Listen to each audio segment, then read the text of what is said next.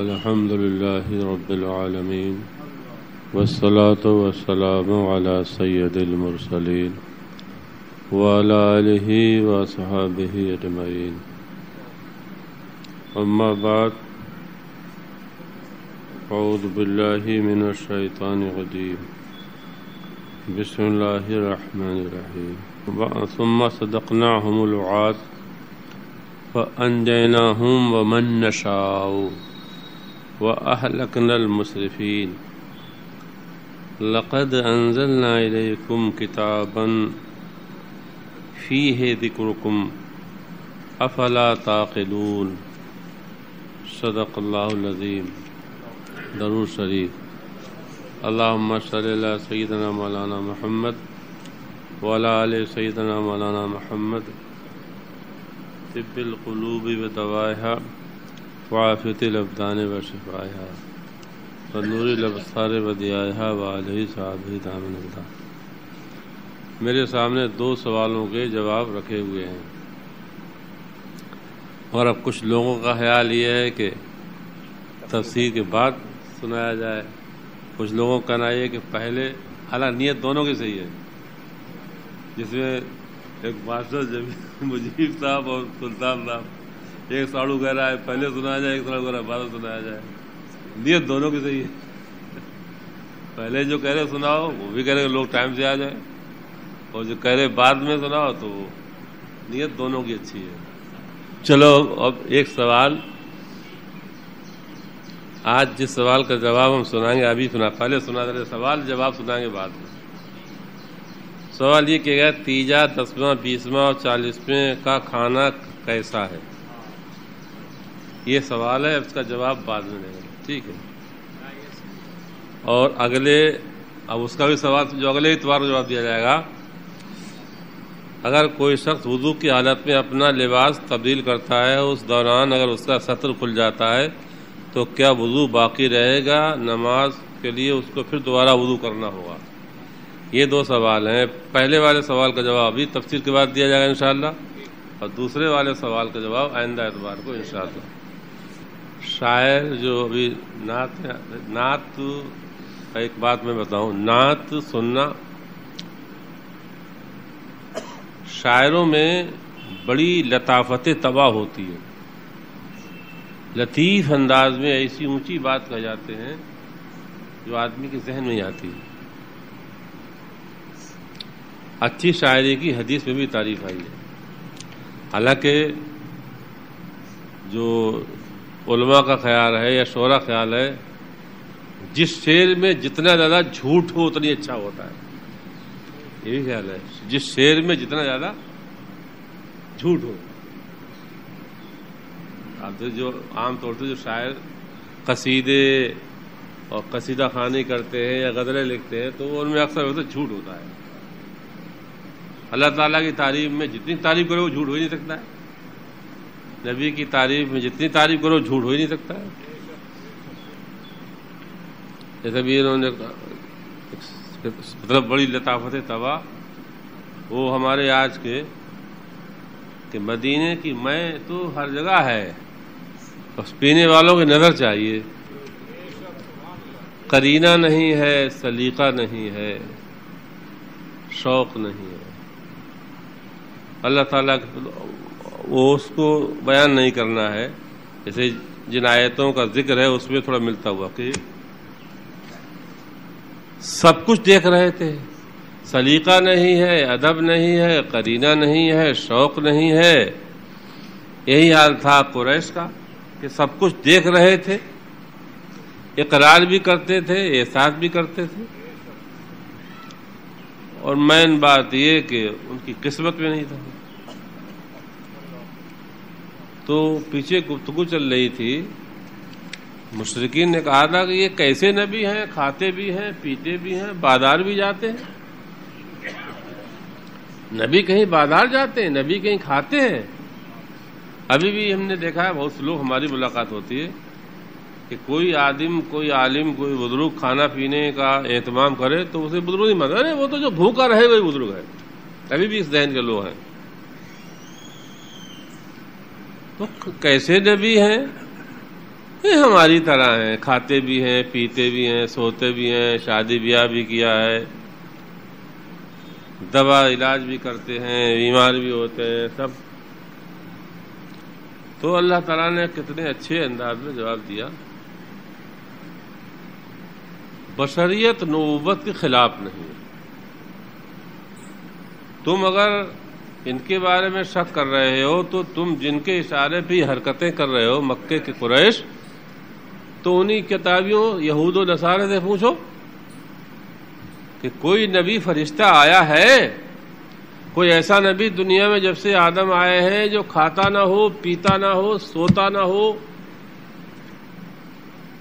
اور زندگی کی ضرورتیں پوری نہ کرتا ہو؟ فَاسْأَلُوا أَهْلَ الذِّكْرِ إِن كُنتُمْ لَا تَعْلَمُونَ. تو پہلے تو جواب دے گا وَمَا أَرْسَلْنَا قَبْلَكَ إِلَّا رِجَالًا. اے پیارے بھی رنجیدہ مت ہو ان کی بکواس پر. آپ سے پہلے جتنے بھی پیغمبر بھیجے سب رجال، رجال، ملائکہ نہیں، رجال، انسان، وہ بھی مرد، عورتیں نہیں. اللہ تعالیٰ نے دیکھیے دروازہ، اللہ تعالیٰ جانتا تھا کہ ہمارے نبی کے آخری دور میں عورتیں بھی دعویٰ کریں گے نبوت کا، تو اس کا بھی رد کر دیا رجال. اور جو کہہ رہے تھے فرشتہ ہونا چاہیے ان کا بھی رد رجال. کوئی نبی نہیں بھیجا ہم نے، مردوں عورتوں میں سے، جنات میں سے، فرشتوں میں سے. فَاسْأَلُوا أَهْلَ الذِّكْرِ إِن كُنتُمْ لَا تَعْلَمُونَ. اگر آپ نہیں جانتے ہو تو آپ پوچھ لو. فَاسْأَلُوا أَهْلَ الذِّكْرِ. استفتاء کرنے کے بارے میں دیکھیے یہ آیت اب ہم اپنے لوگوں لیے. استفتاء کرنے کے سلسلے میں آدمی کو کسی بھی دینی مسئلے سے جاہل نہیں رہنا چاہیے. سوال کی ذلت اتنا نقصان نہیں دے گی جتنا نقصان جہالت کی ذلت دے گی. ایک ہے سوال کی ذلت، بھائی آدمی جو کسی سے پڑھے گا پوچھے گا تھوڑا ہلکا تو ہوگا ہی، اور اسی سے علم ملتا ہے پوچھنے سے. امام اعظم ابو حنیفہ پوچھا کہ آپ کو یہ اتنا علم فقہ کیسے ملا؟ فرمایا سوال کرنے والی زبان سے. سوال کرنے والی زبان سے. جب جس وقت جس شخص سے ہمیں ضرورت پڑی تو ہم نے اس سے پوچھ لیا. جہالت کی تاریکی میں نہیں بھٹکنا چاہیے بلکہ فوراً فَاسْأَلُوا. امر کا صیغہ یہ دیکھیے فَاسْأَلُوا. اسی سے ہم لکھتے ہیں سوال سے ہی بنائے فَاسْأَلُوا إِن كُنتُمْ لَا تَعْلَمُونَ. اگر نہیں جانتے إِن كُنتُمْ فَاسْأَلُوا أَهْلَ الذِّكْرِ. دیکھیے اب انکساری دیکھیے کس سے پوچھو؟ اہل ذکر سے. غور کرنا، اہل ذکر. قرآن کے بہت سے نام ہیں، ان ناموں میں سے ایک نام ہے ذکر بھی. فَاسْأَلُوا أَهْلَ الذِّكْرِ. جو قرآن کے مکمل عالم کامل ہو ان سے پوچھو. فَاسْأَلُوا أَهْلَ الذِّكْرِ. ادھوروں سے مت پوچھنا. علم ادھورا بہرحال نقصان پہنچاتا ہے. علم ادھورا بہرحال نقصان پہنچاتا ہے. ادھورے علم میں فائدے ہوتے ہیں بظاہر 99، لیکن ایک نقصان ایسا وہ کر دے گا ادھورے علم والا کہ جو 99 نیکیوں کھا جائے گا. ایک نقصان ایسا کر دے گا، وہ 99 فائدے کرائے گا لیکن ایک نقصان. ابھی اس کا جب ہم جواب دیں گے تو ہم بتائیں گے کہ ایک نقصان. ابھی جو ہم اس سوال کا جواب دیں گے تب ہم بتائیں گے کہ ایک نقصان 99 فائدوں کو کھا جاتا ہے. تو اگر آپ کو علم نہیں ہے، امام غزالی جانتے ہیں کتنے بڑے امام تھے. ان کے زمانے میں کوئی ان کی مثال نہیں تھی. آپ اصول و فروع کے عالم تھے. اصول دین یعنی عقائد، اعتقادیات، اصول دین کہلاتی ہے. اصول دین اللہ ایک ہے، پھر اللہ کی ذات و صفات کے بارے، محمد اللہ کے رسول ہے، قیامت حق ہے، حساب حق ہے. یہ سب اصول دین کہلاتے ہیں. اعتقادیات، علم عقائد، علم کلام، یہ اصول دین کہلاتے ہیں. اس کے بعد پھر آ جائیے فروع، حدیث کی کتابیں، فقہ کتابیں بڑی بڑی ضخیم 20 30 جلدوں میں فقہ کتابیں ہیں، فقہ کے جزیات، پھر فقہ میں بھی اصول فقہ، اصول حدیث، یہ اصول فقہ اصول حدیث کا، یہ اصول دین نہیں کہلاتے۔ تو امام غزالی کیسے عالم تھے؟ اصول کا احاطہ کیے ہوئے تھے، عقائد پر ایسی جامع کتاب لکھی ہے انہوں نے، اور ایک نہیں چند لکھی ہیں، اور فروع پر بھی بہت کتابیں لکھی ہیں، اصول پر بھی بہت کتابیں لکھی ہیں اور فروع پر بھی بہت کتابیں لکھی ہیں۔ تو اصول و فروع کی کتابوں کے وہ جامع تھے، اور وہ بے شمار کتابیں انہوں نے لکھی۔ تو ان سے پوچھا گیا کہ آپ کو جو علم کا خزانہ حاصل ہے، آپ کا سینہ کیا ہے؟ دنیا علوم و فنون کی ایک لائبریری ہے، کیا کہا جائے اسے؟ تو آپ نے یہی آیت پڑھی کہ اللہ پاک فرماتا ہے فَاسْأَلُوا أَهْلَ الذِّكْرِ إِن كُنتُمْ لَا تَعْلَمُونَ۔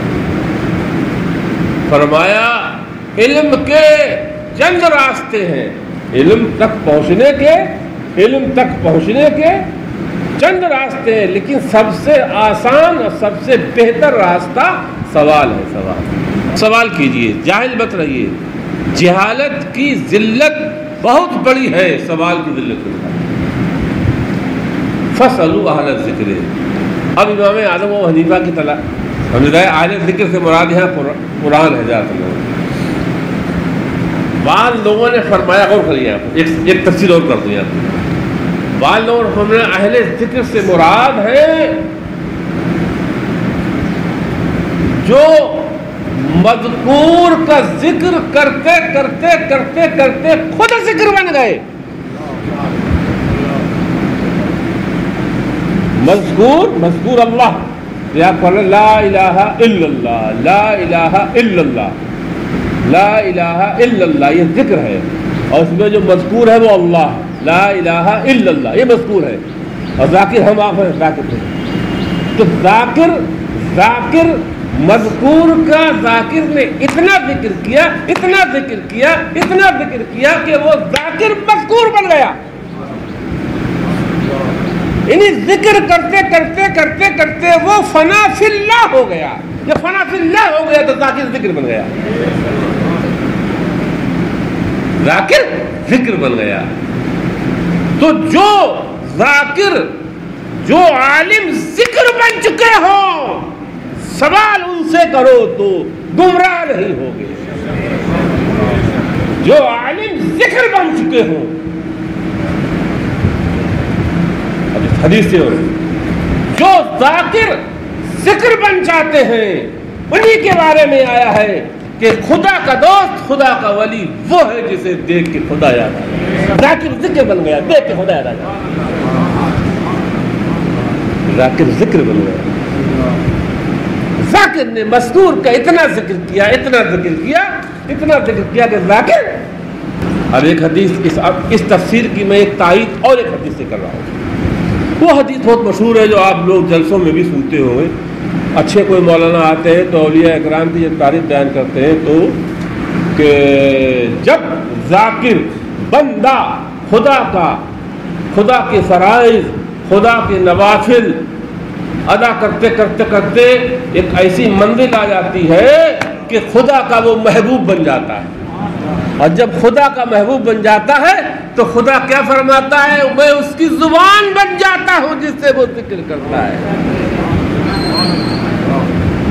میں اس کی زبان بن جاتا ہوں جس سے وہ ذکر کرتا ہے، میں اس کے ہاتھ بن جاتا ہوں جس سے وہ پکڑتا ہے۔ تو گویا ذاکر نے اتنی عبادت کی، اتنا ذکر کیا کہ ذاکر مذکور بن گیا۔ فَاسْأَلُوا أَهْلَ الذِّكْرِ۔ بہرحال جہالت کی تاریکی میں نہیں بھٹکنا چاہیے۔ مسئلہ نہیں معلوم ہے، اگر ذاکر ذکر نہیں بنا ہے، صرف علم ہی رکھتا ہے تب بھی جاہل نہیں رہنا چاہیے، اس سے پوچھنا چاہیے۔ لیکن اگر ذاکر ذکر بن چکا ہو عالم بہرحال تو اس کے مقابلے میں اس سے پوچھنا زیادہ بہتر ہے۔ اب میں وہ سناؤں امام اعظم و حنیفہ سے اسی آیت کی تفسیر میں پوچھا، لیکن غور کرنا امام اعظم سے پوچھا جا رہا ہے۔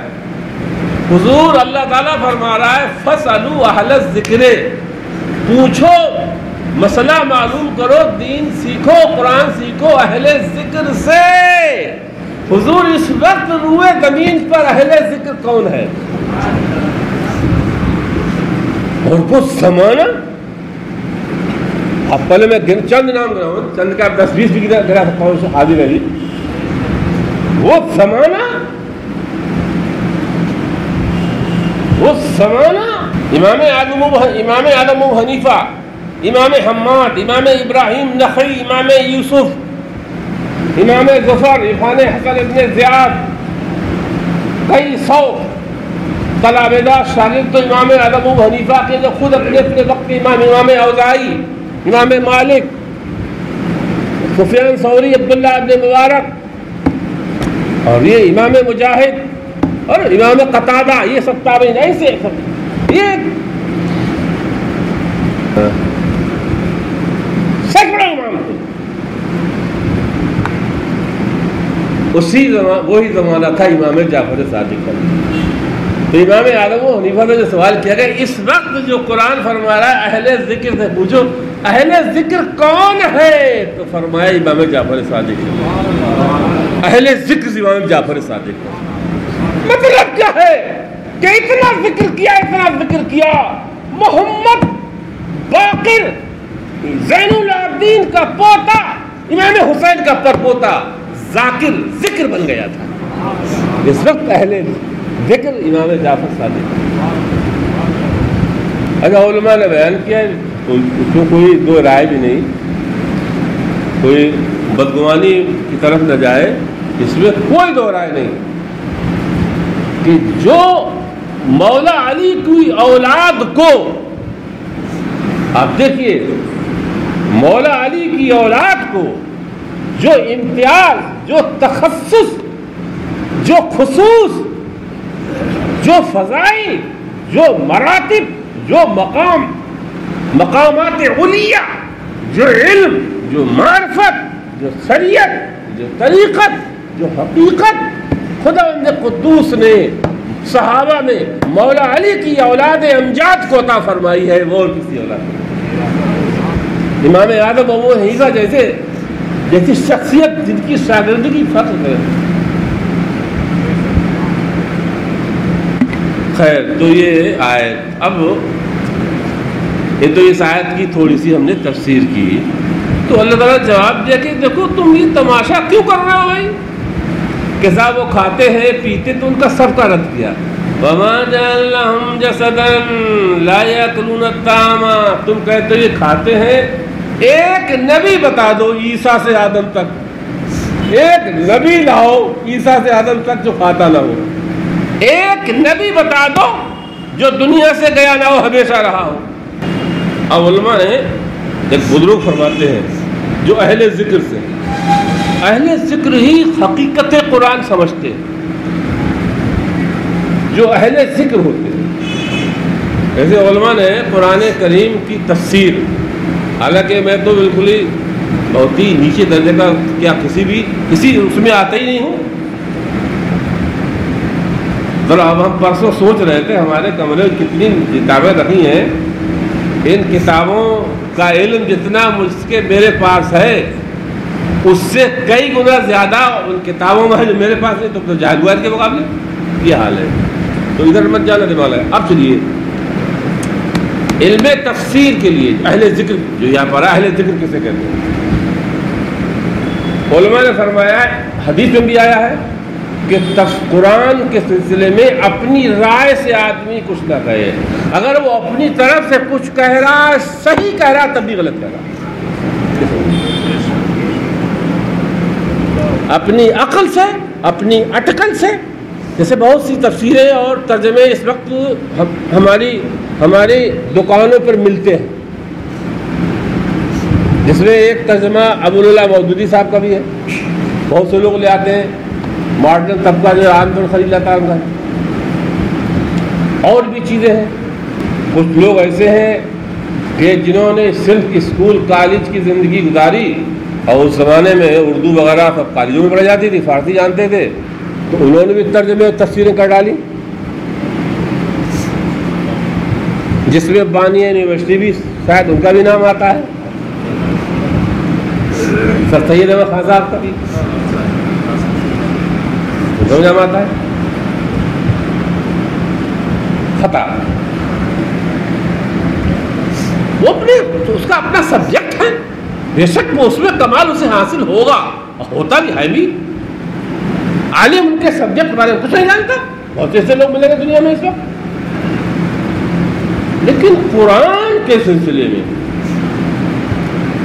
حدیث ہے لا ينبغی، اور کسی نے اپنی من قالا برائے ہی یا برائے من نفسہ ہی، اس طرح کلمات ہیں، ان اصابہ فقد اخطا، سچ کہے گا تب بھی خطا ہے، اور اگر 14-15 علوم جانتا ہے، ان علوم کو جاننے کے بعد اگر وہ کوئی بات کہہ رہا ہے، خطا کرے گا تب بھی ثواب ملے گا، خطا کرے گا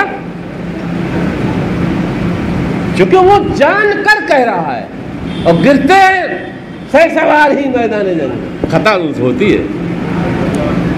تو قرآن کے بارے میں اپنی رائے سے، اپنی طرف سے، اپنی عقل سے، اپنے قیاس سے کچھ نہیں کر رہا، خاص طور سے قرآن کے شان نزول کے سلسلے میں قرآن کی آیتیں ناسخ ہیں، منسوخ ہیں، کون سی پہلے نازل ہوئی، کون سی بعد میں نازل ہوئی، بہت چیزیں ہیں، اور یہ چیزیں پھر کس لفظ کے کیا معنی ہے، یا لفظ یہ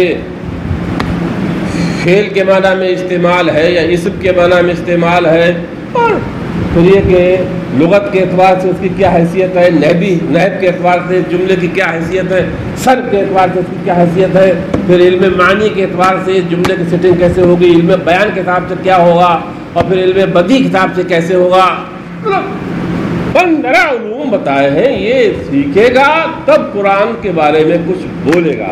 اس کے بعد ملا علی قاری فرماتے ہیں یہ تو 15 علوم ہیں علم دراسہ کے، کیا ہے علم دراسہ، درسوں سے علم دراسہ، صرف یصرف تصریفا، درسا یدرس تدریسا، جو مولانا لوگ پڑھاتے ہیں مدرسوں میں، علم صرف پڑھاتے ہیں، یہ بھی علم درس دیتے ہیں، علم نحو کا درس دیتے ہیں، علم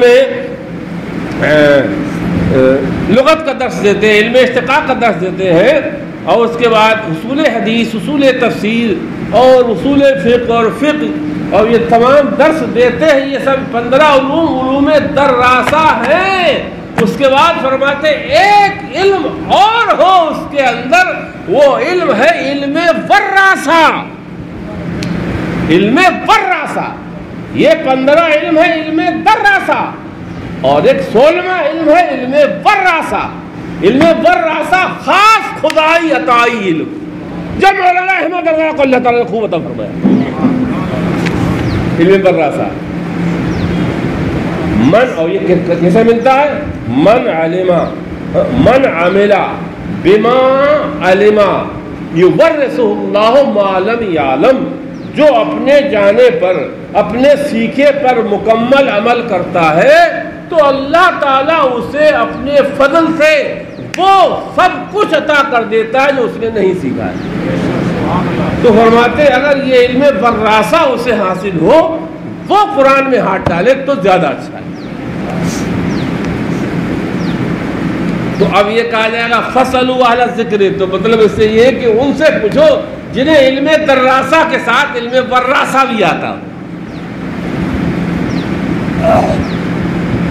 علم وراسہ بھی آتا ہو۔ خیر، تو اولیاء اللہ یہی انہی علم وراسہ میں سے، تو فرماتے ہیں بڑے بڑے عالموں کے شیخ، بڑے بڑے مفسروں کے شیخ، غالباً امام نجم الدین کبریٰ جو بہت بڑے اپنے زمانے کے امام تھے، فخر الدین رازی، جس شہر میں یہ چلے جاتے تھے فخر رازی، تو اس شہر کے علماء و مشائخ سب شہر سے نکل پڑتے تھے استقبال کے۔ ان کے شیخ فرماتے ہیں ان الانبیاء والاولیاء خلقوا محتاجین للطعام بخلاف الملائکہ، فرشتوں کو اس طور پر نہیں پیدا کیا گیا ہے کہ انہیں کھانے کی ضرورت ہے، لا حاجۃ لهم الی الطعام ولا الشراب، اس لیے ہمیں دعا کا حکم ہے اللہم بارک فی طعامنا و شرابنا، اے اللہ ہمارے کھانے پینے کی چیزوں میں برکت دے، چونکہ ہم کھانے کے بھی محتاج ہیں، طعام کے بھی محتاج ہیں، شراب کے بھی محتاج ہیں۔ شراب سمجھے شراب نہیں، شراب عربی میں کہتے ہیں پانی، پینے کی چیزیں، دودھ ہے، پانی ہے، کولڈ ڈرنک ہے، چائے، سب شراب میں آتی ہے، شراب نہیں ہے ان کی شراب نہیں، مشروبات، طعامنا و شرابنا،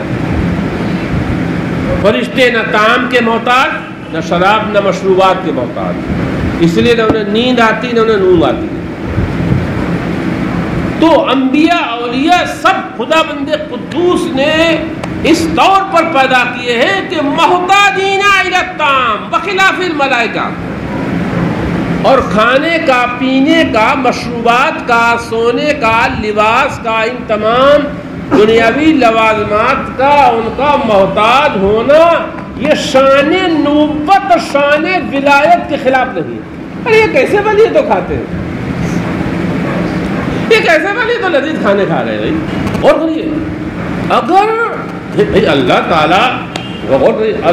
تعالیٰ تو ایسا قادر قدیر ہے کہ جس طرح سے اس نے فرشتوں میں یہ قوت پیدا کر دی کہ وہ کھانے کھائے پیے بغیر رہیں گے، یہ قوت کیا پیغمبروں میں نہیں پیدا کر سکتا تھا؟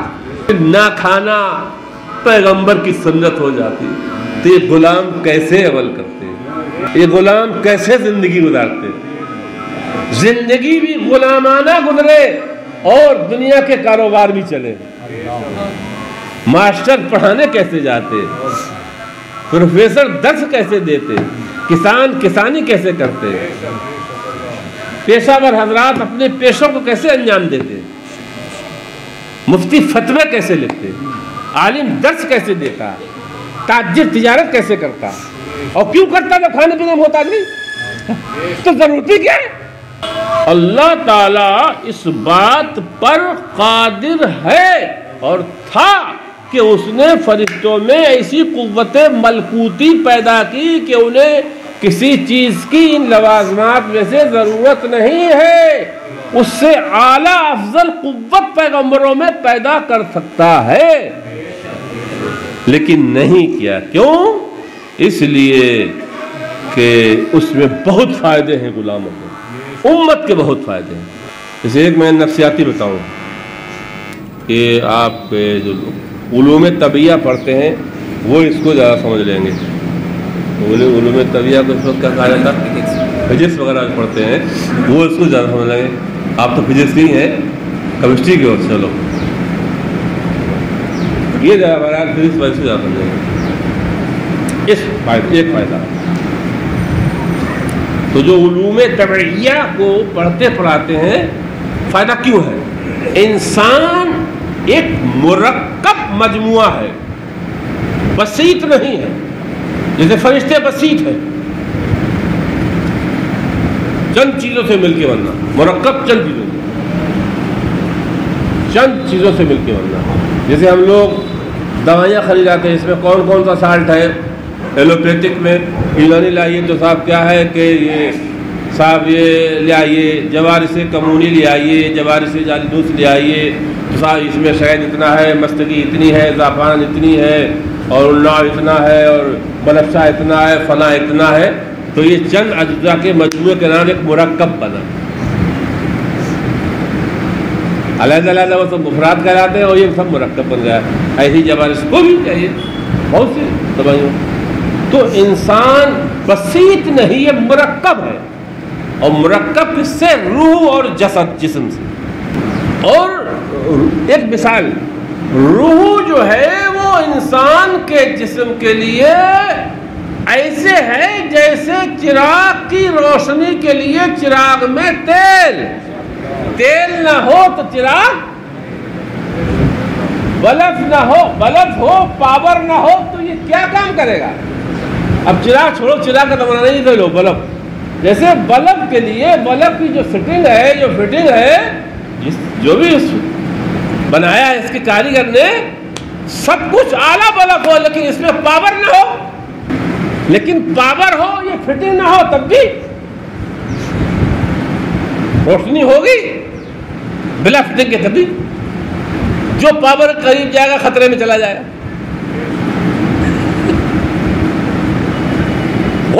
کہ انسان ایک مرکب جسم ہے، روح سے اور جسد دونوں سے یہ مرکب ہے، اور روح جو ہے اس میں کیا ہے، یہ پاور کی حیثیت رکھتی ہے، اور روح کے ذریعے سے، روح کی توانائی سے، کیونکہ مرکب ہے یہ، اس کا جسم جو ہے وہ آگ بھی ہے، اس میں پانی بھی ہے، اس میں مٹی بھی ہے، اس میں سب چیزیں ہیں، انہی چیزوں کی آمیزش سے اس میں کچھ صفات نفسانیہ پیدا ہو گئی، صفات نفسانیہ، غضب، غصہ، شہوت، حرص، خواہش، چاہت، چوائس، یہ صفات نفسانیہ کہلاتی ہیں۔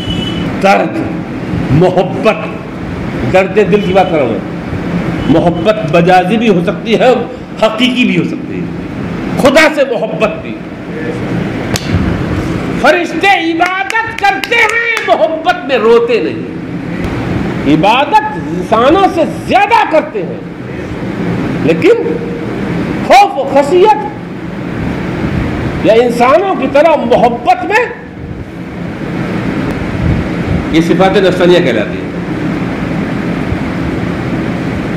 تو یہ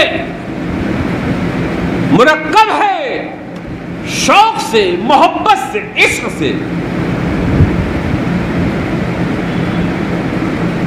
ایک بھٹکا ہوا مسافر، یہ دور اپنی منزل سے آیا ہوا دور کا مسافر واصل حق، واصل رب نہیں ہو سکتا ہے مگر انہی صفات کی کشش سے۔ ایک تو اس لیے صفات ڈالی گئی اس میں، اور یہ جو کھانا ہے، کھانا جو ہے وہ ہمارے اندر ایک چیز اور انہی صفات میں ڈالی، ہوا ہوا ہوا ہوا ہوا ہوا، بس خواہش، چاہت، یہ کھانا جو ہے ہمارا، یہ رزلٹ ہے، نتیجہ ہے اسی ہوا کا۔ کس کا ہے؟ ہوا کا، خواہش کا۔ خواہش جب ہوتی تبھی تو آدمی کھانا کھاتا ہے۔ بہت سے لوگ ایسے ہوتے ہیں انہیں کچھ بیماریاں ہو جاتی ہیں، انہیں کھانے خواہش نہیں کھاتے ہو، یا تو قوت ذائقہ ختم ہو جاتی ہے، یا خواہش اندر، اشتہا ہے معدہ جسے بولتے ہیں۔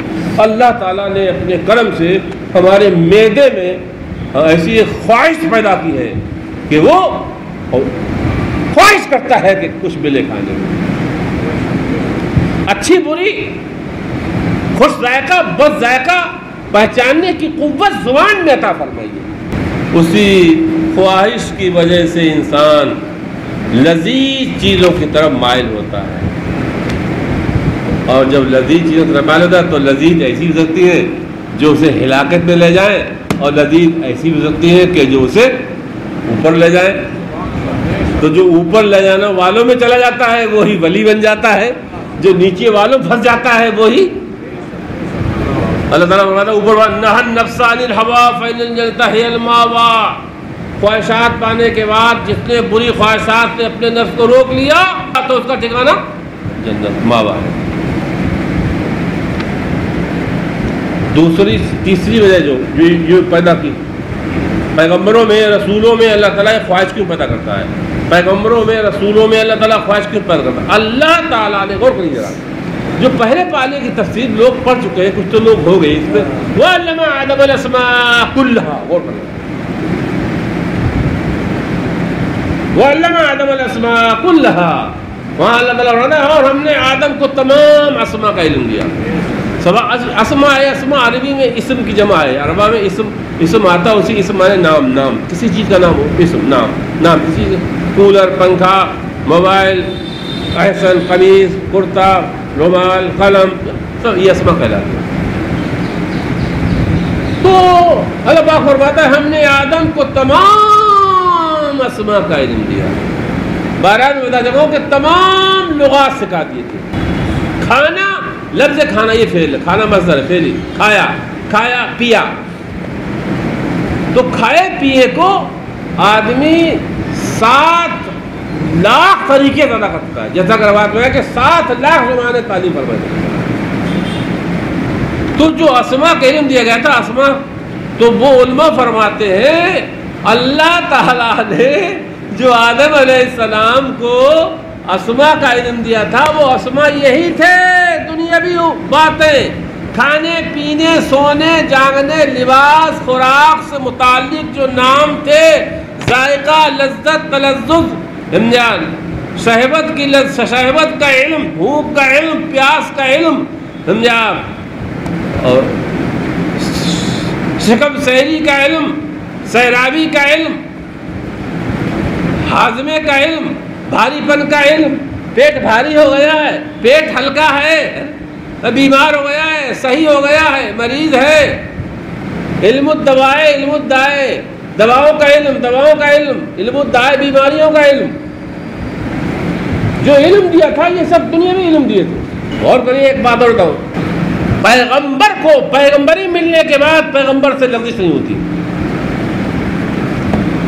ایک اور بات سن لیجیے، جو آدم علیہ السلام نے گندم کھایا تھا، وہ سنیے، ایک نقطہ اور یاد آ گیا، جو آدم علیہ السلام نے گندم کھایا تھا، گیہوں کھایا تھا، وہ پیغمبری ملنے سے پہلے کھایا تھا، علم شریعت نہیں ملا تھا، یہ علم طبیعت ہی ملا تھا، علم طبیعت ہی تھا۔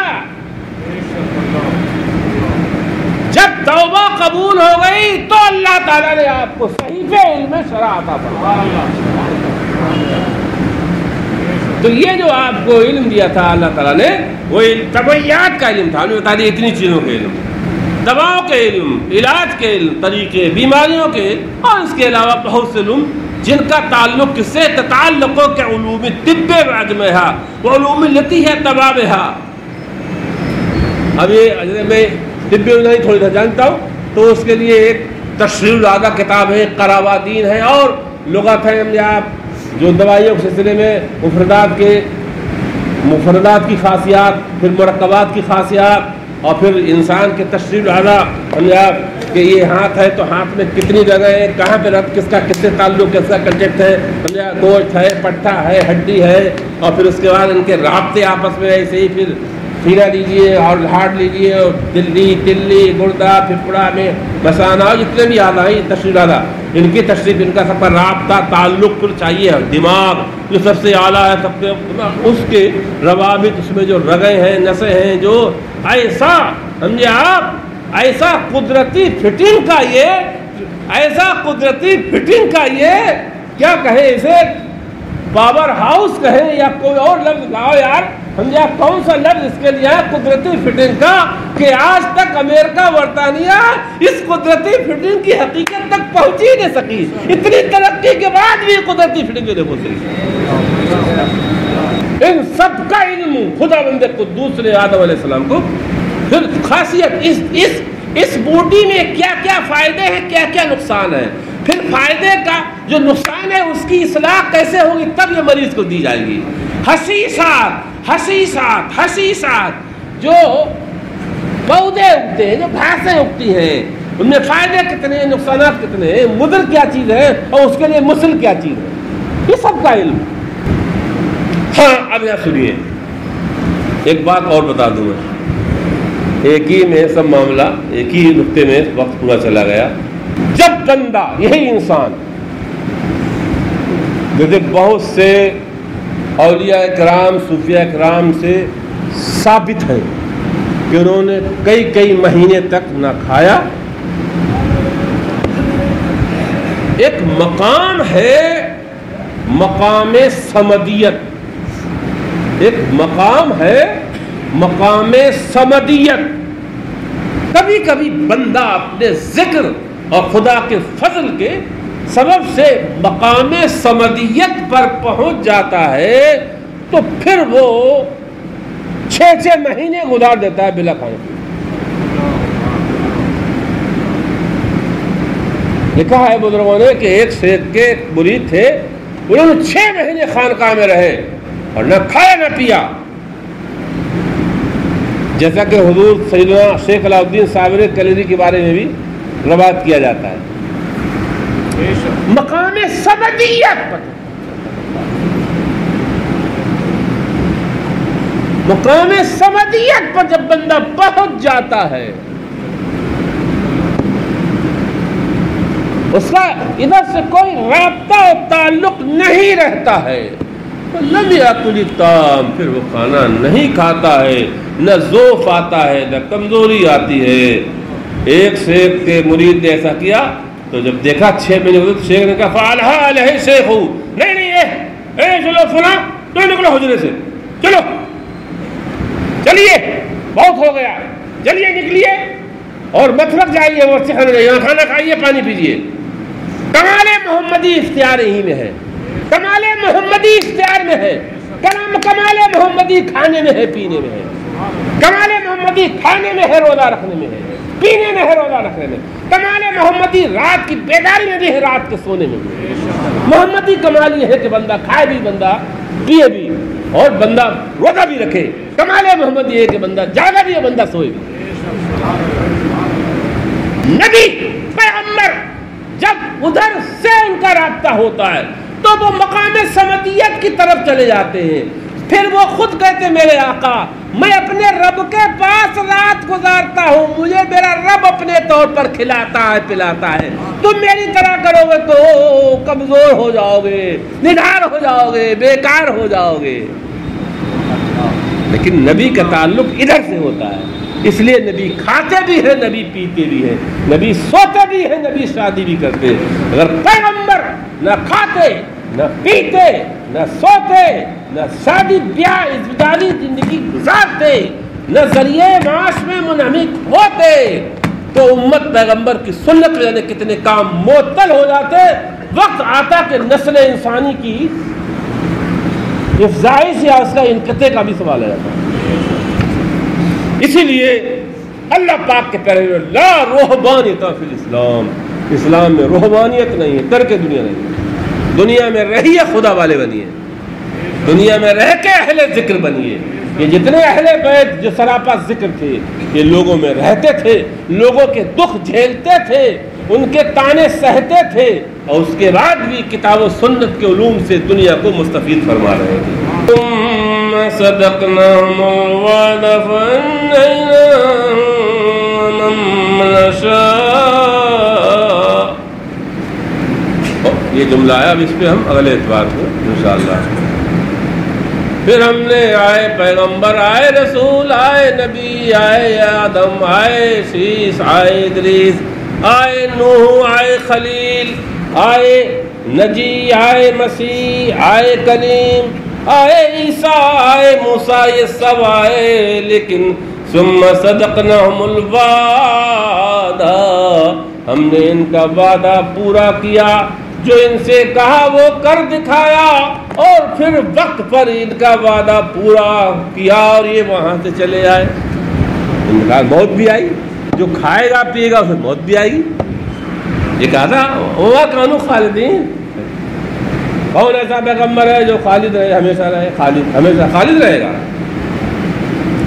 ومن نشاء، جواب سنانے سے پہلے بات تو حاضر ہے، پہلے سے بتا دیا کہ 30واں 20واں 40واں وغیرہ جتنے بھی ہے ایصال ثواب کے لیے ہمارے یہاں عرف میں جو نیاز فاتحہ کے نام پر سالانہ چھبائی وغیرہ ہوتی ہیں، اس میں اصل میں کیا ہے، دونوں طرف سے تشدد برتا جاتا ہے، تبھی لوگوں میں اختلاف ہوتا ہے۔ اگر مسئلے کہ جو حکم ہے اس حکم کی نوعیت کو سمجھ لیا جائے اور پھر نوعیت کے حساب سے یا مسئلے کو اس کے درجے اور مرتبے کے حساب سے بیان کیا جائے تو زیادہ پھر اختلاف بھی نہیں ہوگا، سماج میں تشدد بھی نہیں ہوگا۔ جیسے فرق کر لیجئے، ایک چیز ہے مکروہ تحریمی، ایک ہے مکروہ تنزیہی، دو مثالیں دے رہا ہوں۔ کتاب لگا تھا یہ چیز مکروہ تحریمی ہے، ایک لکھا ہوتا ہے یہ چیز مکروہ تنزیہی ہے۔ تو مکروہ تنزیہی گناہ ہی نہیں ہوتا ہے، جو کام مکروہ تنزیہی ہوتا ہے وہ گناہ نہیں ہوتا ہے، اور جو مکروہ تحریمی ہوتا ہے وہ گناہ صغیرہ ہوتا ہے، کبیرہ نہیں ہوتا ہے۔ البتہ مکروہ تحریمی بار بار کیا جائے گا، اصرار کے بعد پھر وہ صغیرہ کبیرہ ہو جاتا ہے۔ جسے بہت سے لکھ دیا مولانا لوگوں نے کہ مکروہ تنزیہی بار بار کرنے سے نہ مکروہ تنزیہی گناہ ہی نہیں ہوتا ہے، تو بار بار کرنے سے وہ کبیرہ کیسے ہوگا؟ صغیرہ کے اصرار سے کبیرہ ہو جاتا ہے۔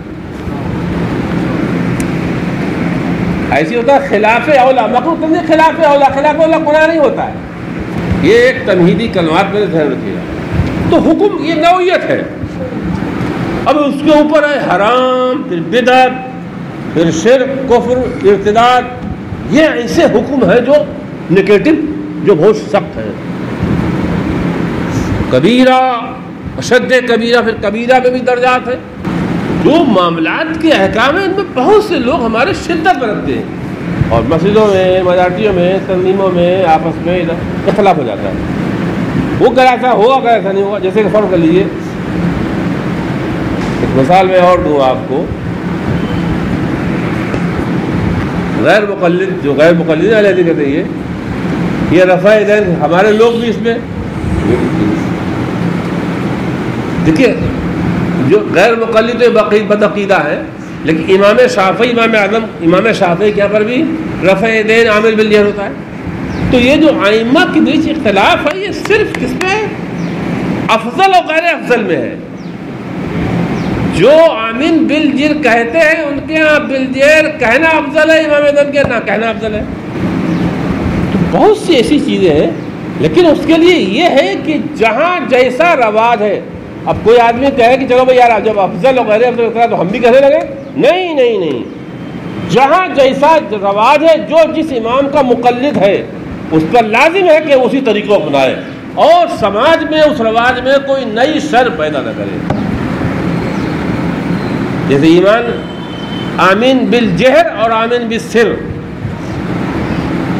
تو آمین بالجہر آمین بالسر میں اختلاف جو اماموں کا ہے وہ تھوڑا سا ہے، لیکن جہاں آمین بالسر، آمین آہستہ سے امام مقتدی کہتے ہیں، اب کوئی اپنی نئی چمکانے کے لیے تو کرا تو یہ آمین بالشر ہو جائے، شر پھیلانا مقصد ہے۔ یہ جو ہم جہاں جس علاقے میں رہ رہے ہیں، یہ پورا سماج حنفی سماج ہے۔ ایسے ہی آئیے بھی چیزیں دسویں کے دیکھیے، یہاں پر دو چیزیں ہیں، دار و مدار اس میں نیت پر ہے۔ اگر مقصد صرف دعوت اور شہرت اور دکھاوا کہ فلاں نے اپنی ماں، اپنے باپ، اپنے دادا کے لیے اتنا کچھ کیا، شہرت اور دکھاوے کے لیے، تفاخر کے لیے اگر اس نے ایسا کیا ہے، تو غنی نے فقیروں کو بھی کھلانا جائز نہیں۔ غنی تو غنی رہے، فقیر اور محتاج لوگوں کو بھی کھلانا جائز نہیں۔ اور نیت صرف ایصال ثواب ہے، نیت صرف ایصال ثواب ہے اور کوئی نہیں، نہ دکھاوا نہ شہرت۔ پھر اس نے ایصال ثواب کے لیے لوگوں کو بلایا، پھر کھانا تیار کیا تھا ایصال ثواب کے لیے۔ تو جتنے بھی صدقات ہی ہوتے ہیں سب صدقات نافلہ ہوتے ہیں۔ صدقات نافلہ کا استعمال فقراء کے ساتھ اغنیاء غنی مالداروں کو بھی جائز ہے، بس اتنا بہتر ہے کہ مالدار نہ کھائیں، فقیر ہی کھائیں۔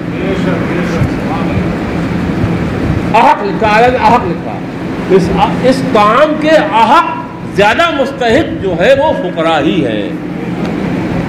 لیکن اگر کسی غنی نے کھا لیا تو ایسا نہیں کہ اس نے حرام کیا، ناجائز کیا۔